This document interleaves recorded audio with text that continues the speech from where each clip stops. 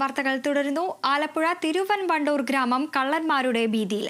കൊല്ലംപറമ്പിൽ രഘുനാഥിന്റെ വീട്ടിലാണ് കഴിഞ്ഞ ദിവസം പുലർച്ചെ അപരിചിതരെത്തി ജനൽ ഇളക്കി മാറ്റാൻ ശ്രമിച്ചത്. ഞായറാഴ്ച പുലർച്ചെ കോളിംഗ് ബെല്ലിന്റെ ശബ്ദം കേട്ടാണ് രഘുനാഥും ഭാര്യയും ഉണർന്നത്. എഴുന്നേറ്റ് ലൈറ്റിട്ട് ആരാണെന്ന് ചോദിച്ചെങ്കിലും മറുപടിയൊന്നും ഇല്ലാതിരുന്നതിനാൽ ഇരുവരും ഭയന്നു. അല്പസമയത്തിന് ശേഷം മുൻവശത്തെ ജനാലയുടെ ഗ്ലാസ് അടിച്ചിളക്കുന്ന ശബ്ദം കേട്ട ഇവർ വീണ്ടും ആരാണെന്ന് ചോദിച്ചെങ്കിലും മറുപടിയൊന്നും ലഭിച്ചില്ല. ഇതോടെ പുറത്തെ ലൈറ്റുകൾ മുഴുവനിട്ട് ഇളക്കിയ ജനൽ ഗ്ലാസിനിടയിലൂടെ പുറത്തേക്ക് നോക്കിയപ്പോൾ മുറ്റത്തെ ചെടിയുടെ മറവിൽ 2 പേർ നിൽക്കുന്നതായി കണ്ടു. അടിവസ്ത്രം മാത്രമായിരുന്നു ഇവരുടെ വേഷം. ഒരാൾ തടിച്ച ശരീരത്തോടു കൂടിയതും മറ്റേയാൾ മെലിഞ്ഞ ആളുമാണെന്ന് രഘുനാഥൻ പറഞ്ഞു. ജനലിൻ്റെ അകത്തൂടെ കൈ വെച്ച് നോക്കിയപ്പോഴത്തേന് അവിടെ 2 പേര് നിൽപ്പുണ്ട്. ഒരാളൊരു മണ്ണമുള്ളതും ഒരാൾ കനം കുറഞ്ഞ ഒരു പാർട്ടിയാണ്. ഒരാളൊരു ബറബട ഇട്ടിട്ടുണ്ട്, ഒരാളൊരു അടിവസ്ത്രം മാത്രമേ ഇട്ടിട്ടുള്ളൂ. ആ ആള് പോലീസിൻ്റെ നമ്പർ എനിക്കറിയത്തില്ലായിരുന്നു.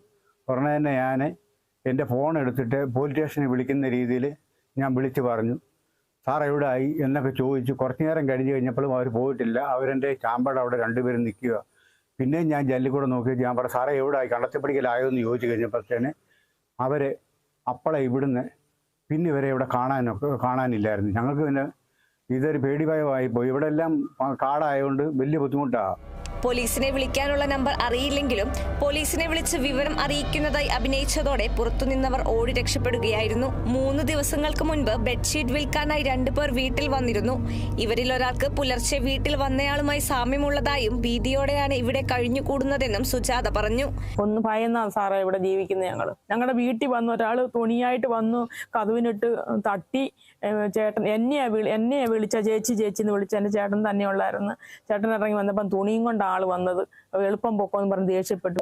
അവരായിരിക്കും എന്നുള്ള സംശയമുണ്ട്. പ്രദേശത്ത് പോലീസ് പെട്രോളിംഗ് ശക്തമാക്കണമെന്ന് ഗ്രാമവാസികൾ ആവശ്യപ്പെട്ടു.